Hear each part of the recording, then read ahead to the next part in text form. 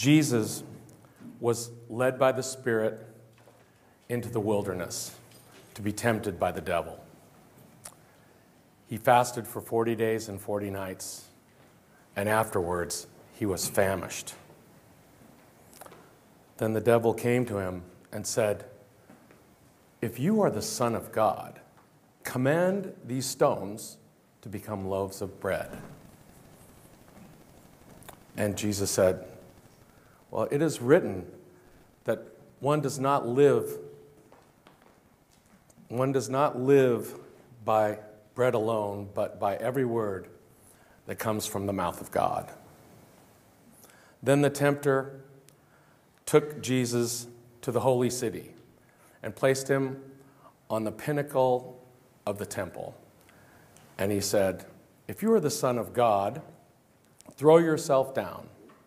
For it is written, God commands angels for you, and on their hands they will bear you up and keep you from dashing your feet upon the stone." Jesus responded and saying, "It's also written, do not put the Lord your God to the test." Then the devil took Jesus to a very high mountain where they looked out over all the kingdoms and their splendor. And the devil said, "All of this I'll give to you if you will fall down and worship me." And Jesus said, "Go away, Satan, for it is written that you will serve God only." And then Satan left. And Jesus, suddenly, the angels came and they waited on him.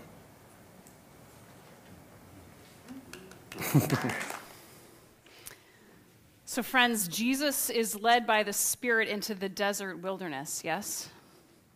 40 days of starvation and isolation, not an experience that he would go looking for or ever hope the Spirit would lead him into, that we would ever hope that the Spirit would lead us into either. The wilderness is, by definition, uncultivated, uninhabited, inhospitable wilderness.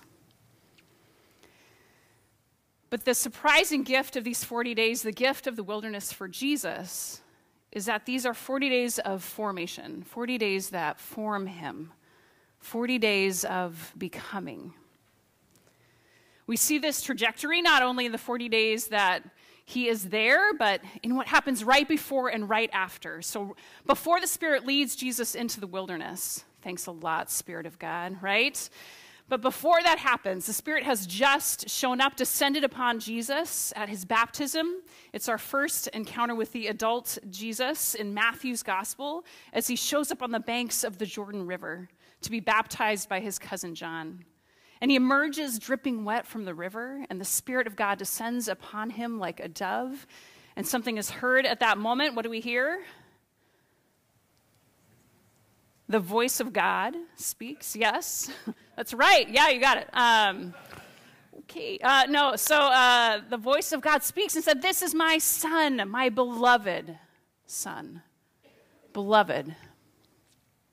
So the Spirit led Jesus into the wilderness, but first, before that, the Spirit descends upon Jesus and names Jesus as beloved.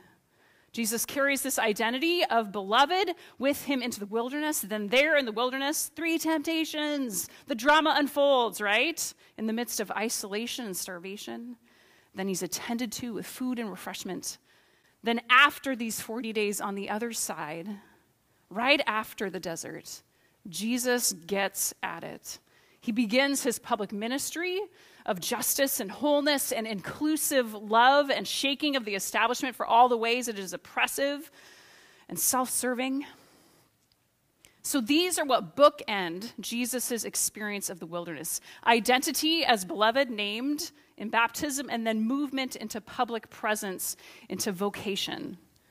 Showing us that this meaty bit in the middle as this path of 40 days, not just in the desert wilderness, but as 40 days forming Jesus, connecting the dots between who he is as beloved and what he is called to do in the world.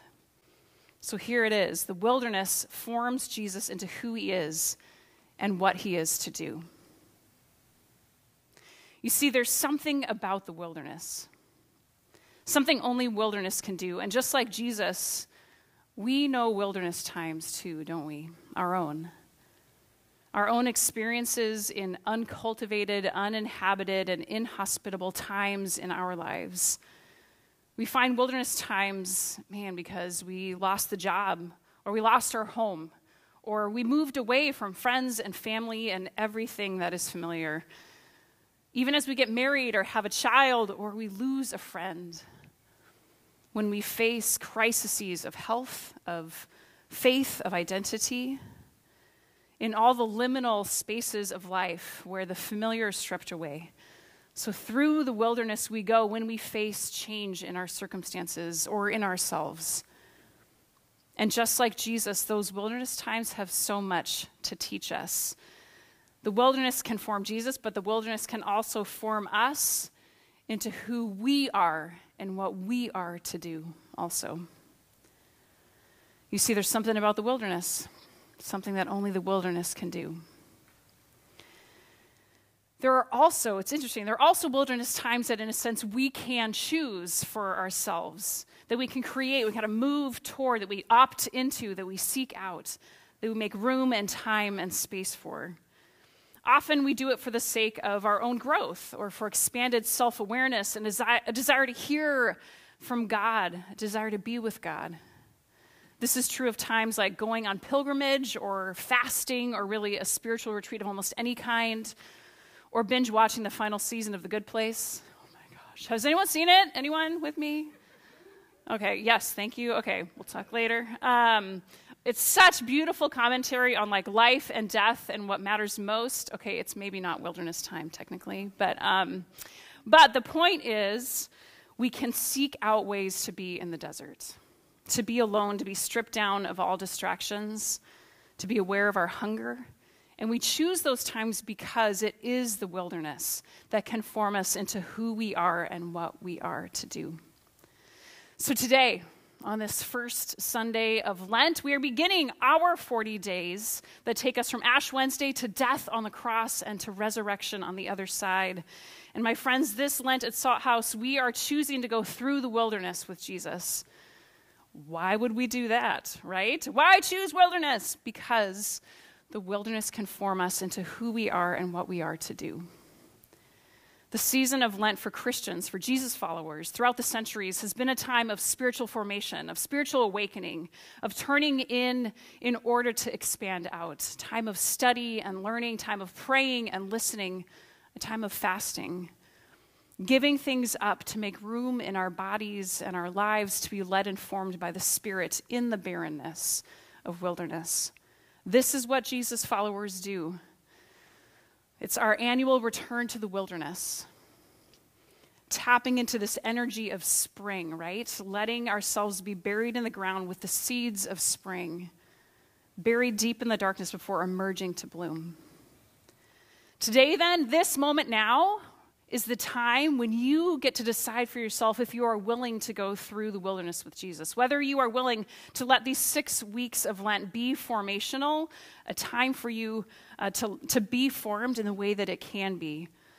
And I can't make you go into the wilderness with Jesus. Can't make you go there. I can't make this a Lenten desert for you. No one can force you. You have to make that choice. But we have before us we've curated a Lenten experience here at Salt House to make this choice possible for us by planning for a number of threads that we can weave together, pulling us into the deep work that the desert can reveal in us. You guys, we've planned a lot of really good wilderness stuff for us. I know. You excited? Yeah. And it's your choice. I mean, you can say yes and grab hold of each of these threads to actively engage and let them pull you into this wilderness journey or not. And it really is up to you. So I want to name 5 threads that are being offered to us as a community to ask you to prayerfully consider what God is saying to you in this, about these opportunities and whether and how you'll grab hold of them. And it may take longer than today to decide on what you kind of say yes to, and that's okay too. But I've called it Let's get your wilderness on, right? Yep. So these are threads of wilderness formation, things that can form us. And so get ready. A lot is about to come at you, okay? You ready? Engage. Edge of your seat. You ready? Okay, great. So here they are. These are the opportunities. So the first wilderness thread is how we will encounter Jesus in Scripture through Lent. Each Sunday, just as we experience the storytelling here of Jesus in the desert, thank you so much to Jim for that. On each Sunday, others from our Biblical Storytellers Guild will storytell us through moments of encounter with Jesus from John's Gospel. So this is Jesus' encounter with different folks in the midst of their own wilderness time. Yes? So then to let these stories continue to speak to us even more deeply, we're inviting all of us to take that reading that we've experienced here, take that reading with us into our week. So to physically take it, we have it printed on the insert there in the bulletin if you want to take it with you. Put it like on your mirror or your nightstand or tuck it into your book that you're reading or your journal and just read and reread and listen to this passage of Scripture that we've experienced here already together during the days that follow. So that means that this particular week, we're taking this wilderness text with us, right? Matthew 4. Having experienced the storytelling of it, we can take it with us, letting it whisper to us and gaining our own interpretation and understanding of what it means. So it's printed again on the bulletin. Take that if you would like to. So that's our first thread. Number 1, reread and listen to the Bible stories told in worship each week. So that's thread number 1. The second thread tugging at us, number 2, is the invitation to choose another individual practice for Lent. Something that can form you. So this is what folks often do for Lent, right? It was our question at the beginning, a spiritual practice. Often it's the spiritual practice of giving something up, right, for Lent. Is there something that you want to let go of or stop doing or just to give up in order to create space in yourself to experience wilderness? Like Jesus in the wilderness, we fast from something in order to pay attention to our own hungers. Or another way to approach it is to actually take on a practice, to let yourself be formed through the rhythms of that practice. And it may just be that you want to commit to that weekly scripture reading, and that's your practice, and that's awesome. That's enough. But if you want to try something else, we printed a little card for you that has some good Lenten stuff on it, so pull that out, and we've printed just a few ideas both of letting go of something or taking something on. So that's thread number 2 in our wilderness formation. Number 2, choose a personal spiritual practice to let go of or to take on. All right, still with me? This is only number 2. We're going to 5. Still with me? Still? Okay, good. So the third thread is a special art installation that we will open today. Our first ever Lenten photo exhibition that features the work of 2 artists in our community, Mark Brown and Tyler Hartja. Woohoo! Hi, guys. They're here. You'll see them later. See who's moving. Can you guys just wave? Can we see you? You're right here. Hey! Yes. So both are incredible photographers. And in this exhibit, they both share photographs from the wild places they've visited that stretch across the globe. Art opens us up. It serves as a window into ourselves, into the wider human condition and experience, and into deep and holy places. So this exhibit, called Wild Places, it's intended to provide a visual landscape that stirs up the unfamiliar wild places in us and connects us to our own stories of wilderness. So please plan to make time not only today, but to come back each Sunday, arriving early or staying late after worship, to spend time in the exhibit, to let the unfamiliar terrain that they have captured speak to you in your own wilderness each Sunday. So that third thread that's pulling us into wilderness is this: get here early and stay late each Sunday to immerse in the Wild Places photo exhibition, okay? And if that wasn't enough, so now we're on our fourth thread. Oh, and I will say about the third one. So after worship, Pastor Ryan's going to lead us into like the opening up of the doors, and here it is. So we'll have kind of a moment to step into that space together, and then we'll leave it up through the month of May. So the fourth thread, yes. So the fourth is, of course, letting our sermon times here on Sunday morning be an experience as an invitation into wilderness.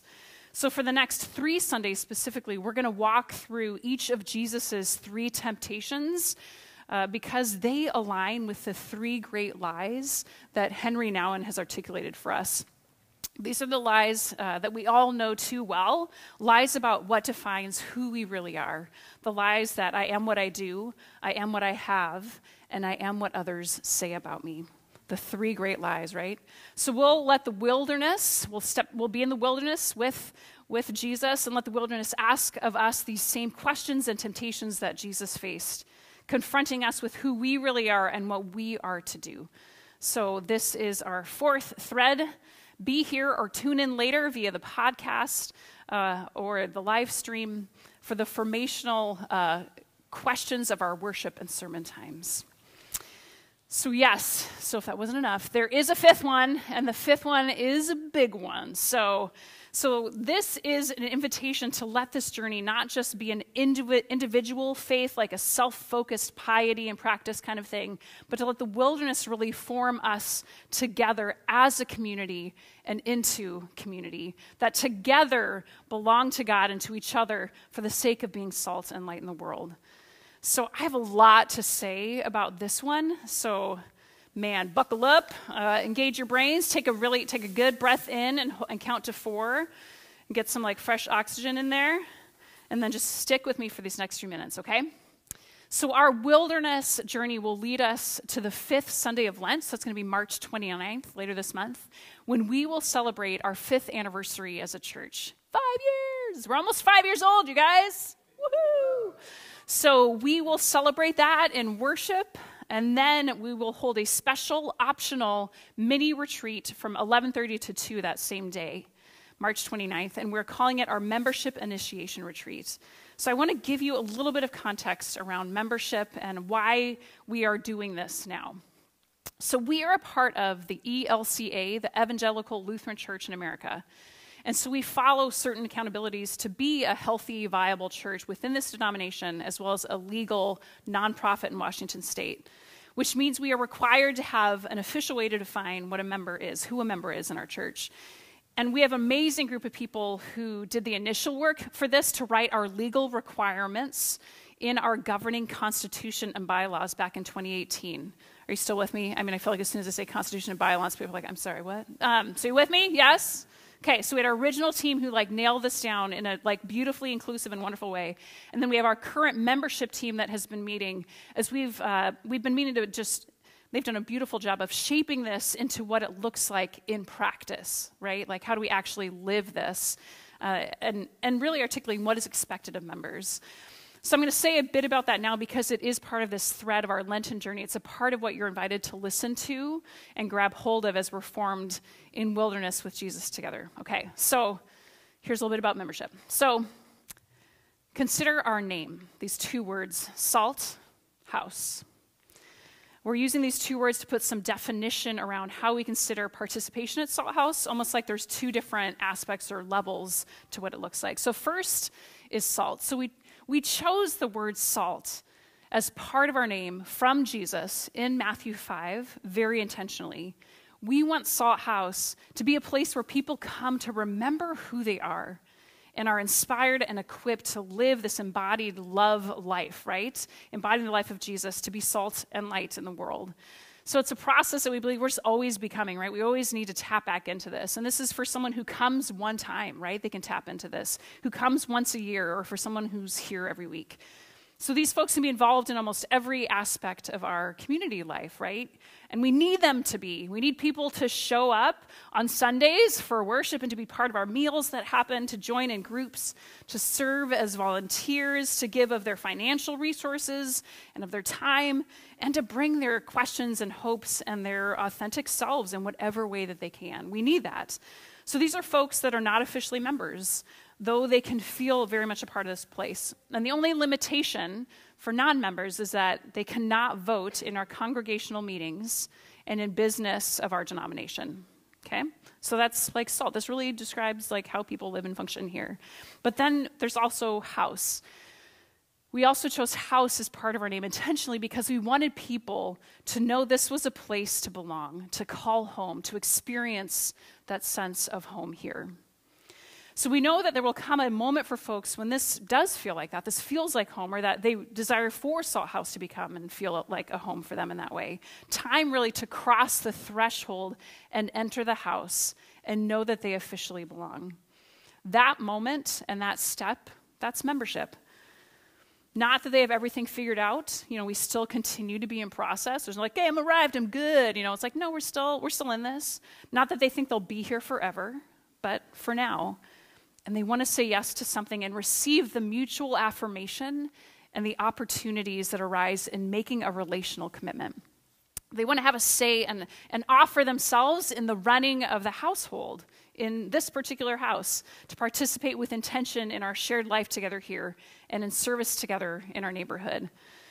So this is membership, that moment of, I think I want to commit to be here for now, and crossing that threshold into this house through affirmation of membership. So members are able then to participate in all aspects of life together, including the voting pieces and congregational meetings and the business of our denomination.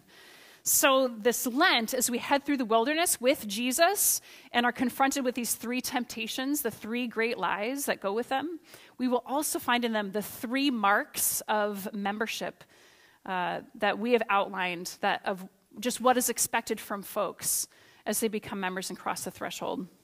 So this is really what has been distilled down in the conversations with our membership team.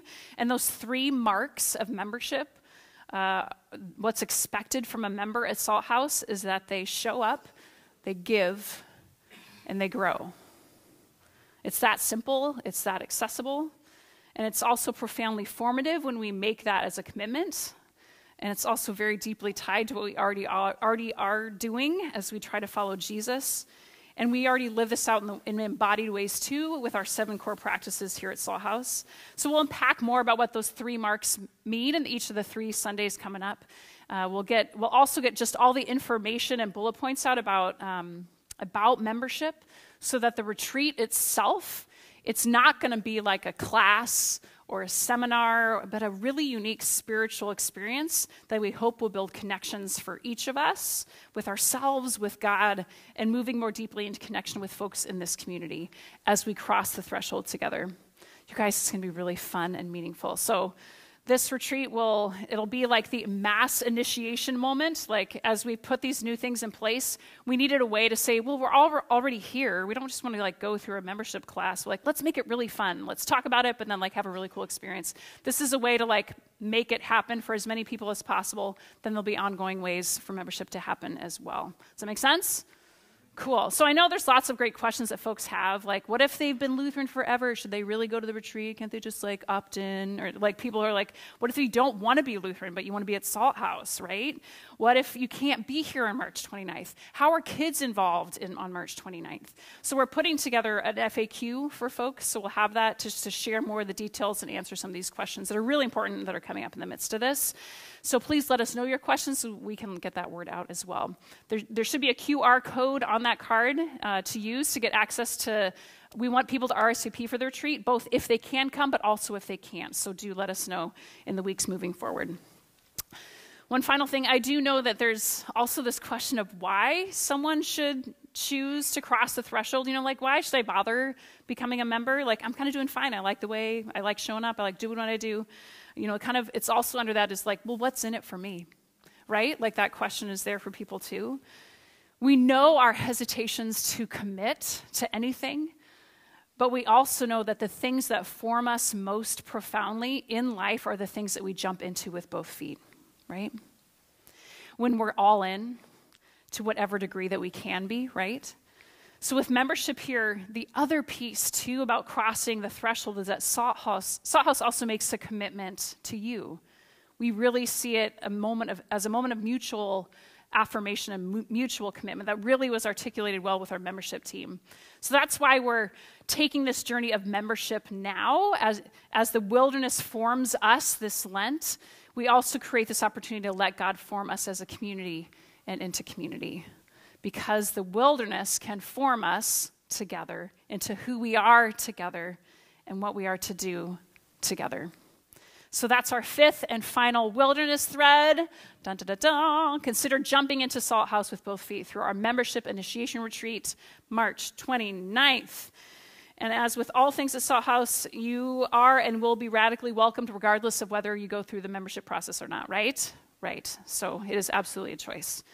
All right, you still with me? It was a lot. It was a lot? Yes, I know. So all these threads are inviting us into wilderness. So my friends, my question for you is, what is God saying to you in all of this? What is God saying to you in all of this? What is God saying to you? I really wonder what your honest answer is to this question. What comes up for you as you experience this? Because I'll tell you my honest answer, or at least what comes up for me as we start talking about wilderness. So I know it's Lent.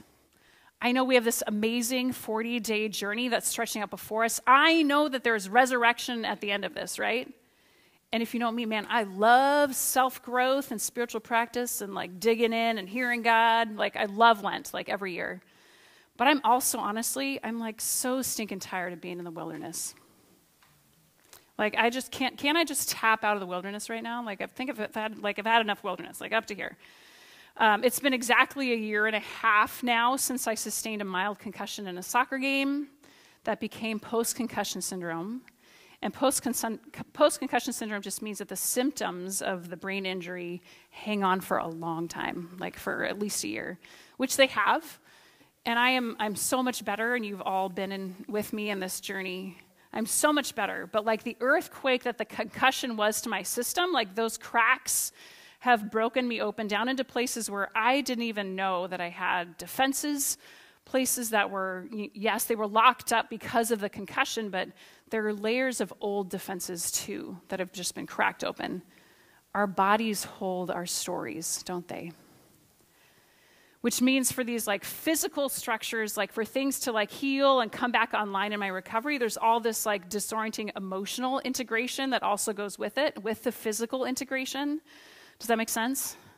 Yeah, so I'm very actively like in these next levels of self-work with my own recovery, and it's exhausting. Like, I just want to be effing done right now. Yes. So if I'm honest, that's what comes up for me when we start talking about wilderness.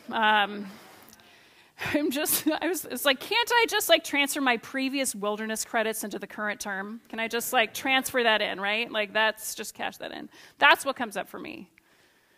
But I wonder, and the other thing that comes up for me, if I keep being honest though, is that this journey through post-concussion syndrome, this wilderness, in its stripping away so much of who I am and what I can do and just the familiarity of just how I feel in my body and how I exist in this world, it is this wilderness that is forming me into who I am and what I am to do. Like I know that, even as it just is so hard at times. And I know this wilderness is forming me. It's so much more than just a concussion. As this earthquake is breaking through old layers of lies and defenses and narratives that need to be broken through, that I want to break through. So my friends, what is your honest answer to these questions, to the wilderness, to what lies before us in these 40 days? What is God saying to you in this? Today then, this moment now, is the time when you get to decide for yourself if you are willing to go through the wilderness with Jesus. Whether you're willing to let these 6 weeks of Lent to be formational time in all the ways that it can be. And I say that knowing that, yes, I'm not the only one in this room or in our community who is done with going through wilderness, right? We have folks in this community with chronic illness, with depression, with injury, folks who are caregiving for family members who are facing hard times. We have divorce, we have broken relationships, we have homelessness, we have cancer. And the question really is, will you let this wilderness time in your life be formation time about who you are and what you are to do? And for all of us, that is what Lent is asking of us. It's what these 5 threads are for, invitations really into wilderness school. To ask, what can the wilderness teach me? What is there to learn here? How do I be present to how God can form me, believing that it's possible to do that without letting it completely kill me or without despairing?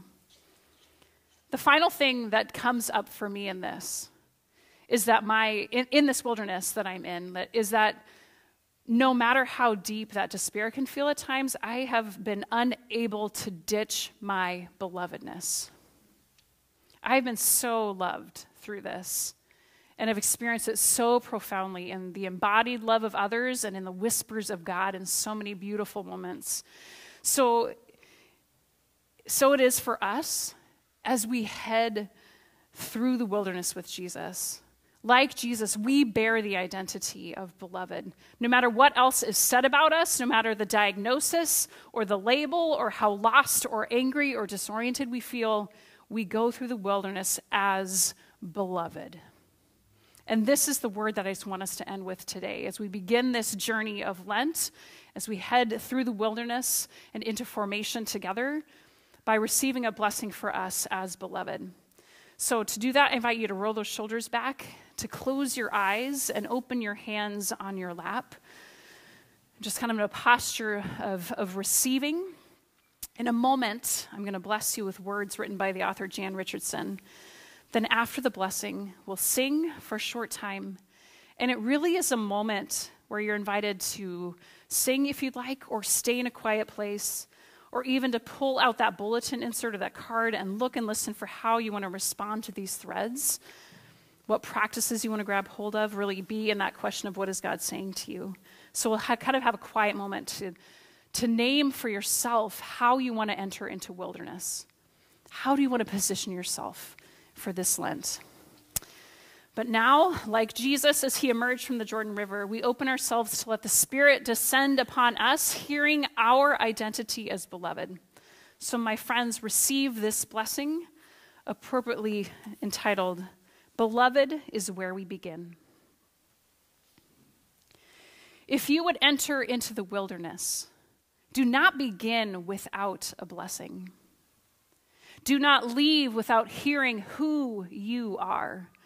Beloved, named by the one who has traveled this path before you. Do not go without letting it echo in your ears, as you find it is hard to let it into your heart. Do not despair. That is what this journey is for. I cannot promise this blessing will free you from danger, from fear, from hunger or thirst, from the scorching of sun or the fall of the night. But I can tell you that on this path, there will be help. I can tell you that on this way, there will be rest. I can tell you that you will know the strange graces that come to our aid only on a road such as this, that fly to meet us, bearing comfort and strength, that come alongside us for no other cause than to lean themselves toward our ear and with their curious insistence whisper our name, beloved, beloved, beloved.